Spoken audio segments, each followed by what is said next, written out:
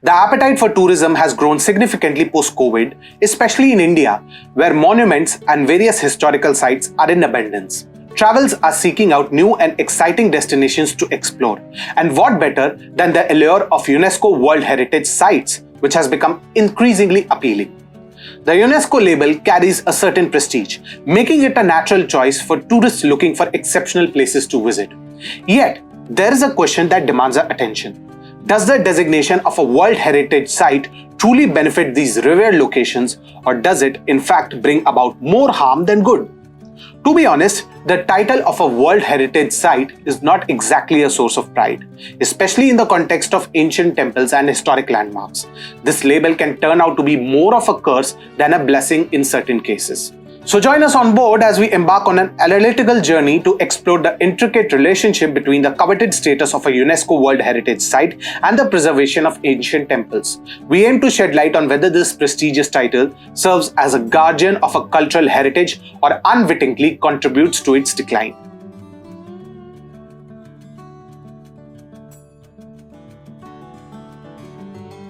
The World Heritage Site status, while esteemed in many aspects, can sometimes prove to be a curse, especially for religious sites of historical significance. For those unfamiliar with the term, a UNESCO Heritage Site designation signifies that a monument or city is recognized and protected for its exceptional historical, cultural, or architectural significance, meeting one of the 10 specific criteria.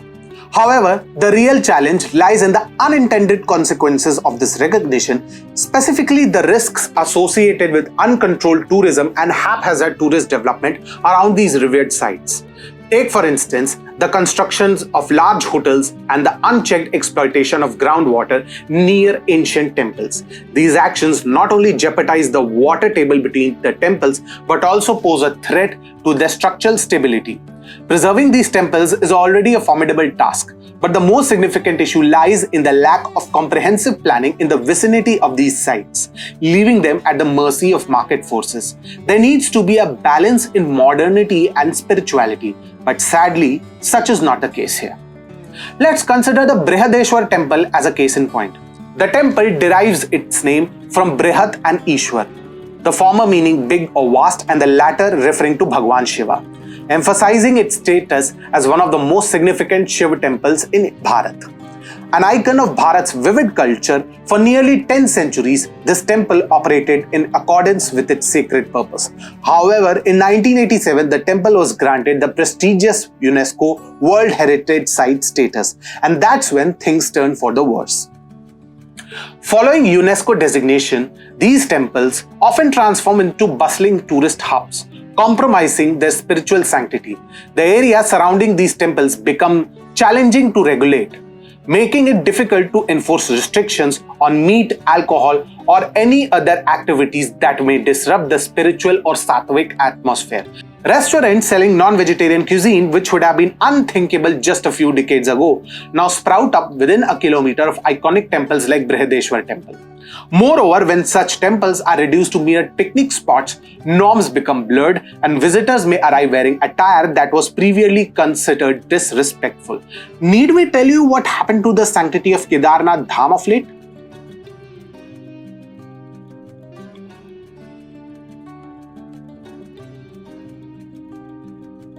Now, why do we visit temples?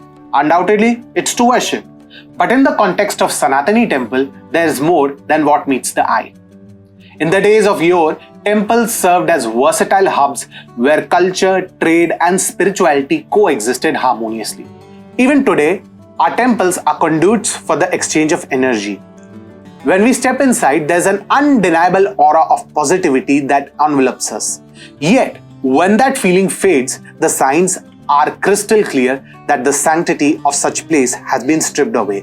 This is precisely what the World Heritage Sites tag can do to historical places of profound spiritual significance. Let's take a glimpse at the Konark Sun Temple, for instance.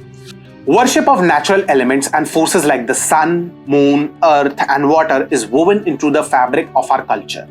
In eastern Bharat, especially states like Bihar and Odisha, the veneration of the sun god is deeply ingrained. In Odisha, the 13th century Konark Sun Temple, which some believe to be even older, stands as a testament to the people's unwavering devotion to the sun god. The people of Odisha, with their seafaring prowess, played a pivotal role in spreading Hinduism to the Southeast Asia, resulting in the proliferation of sun temples in the region. However, a peculiar paradox unfolds at the Konark Sun Temple. It no longer reveres the sun god. Instead, this has transformed into a tourist destination rather than a place of Sanatan worship. Now the question arises, what purpose does a sun temple serve if you can't even offer worship? Konark possesses a rich history, but its survival hinges on the restoration of the puja, that is, the act of worship within its walls. Consider Kashi, which has thrived for millennia due to the integral role of puja in its lifestyle, and not something reserved solely for the tourists. Have you ever wondered why the Somnath Mandir in Gujarat continues to be revered despite renovation? Firstly, its spiritual sanctity remained intact through the efforts of Sardar Patel and Acharya Kanhaiya Lal Maniklal Munshi. Secondly, it doesn't bear the burden of a World Heritage Site tag, which shields it from the onslaught of unbridled tourism.